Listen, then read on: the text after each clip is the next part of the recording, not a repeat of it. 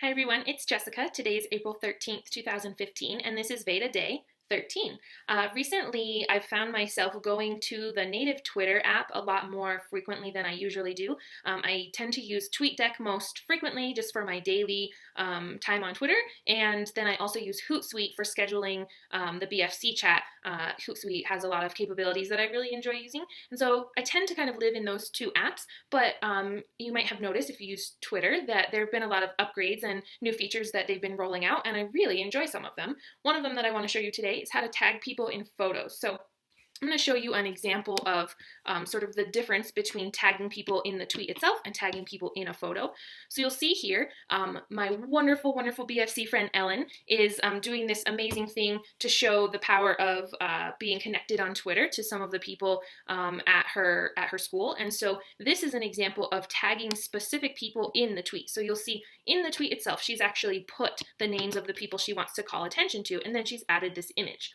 The difference if you tag people in the image is that it cleans up the tweet itself and it allows you to have all 140 characters devoted to something else. So you can use up all your characters just tagging the people, and then you're not able to send a message.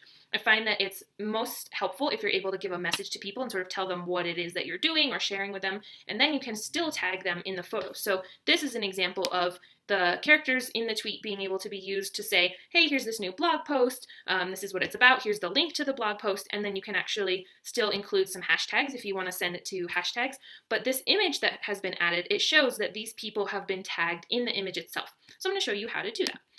You do have to be in the Twitter app, so either twitter.com or you can use the app on your mobile device if you have that installed.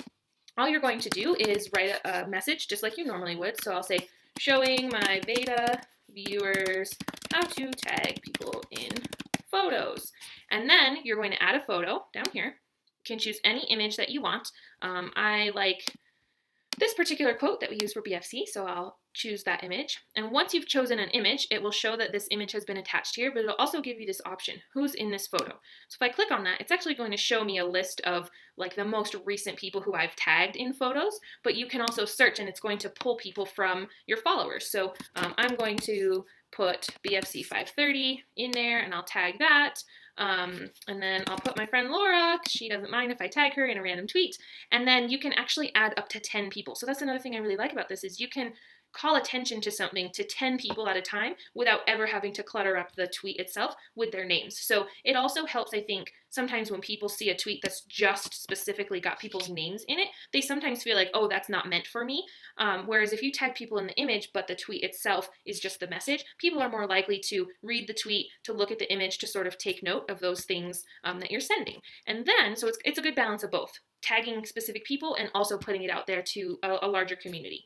Once you've got that like that, you just simply click tweet, can include as much in the message as you want, and then now it's showing that these people have been tagged in the photo itself, but they're not listed in the tweet.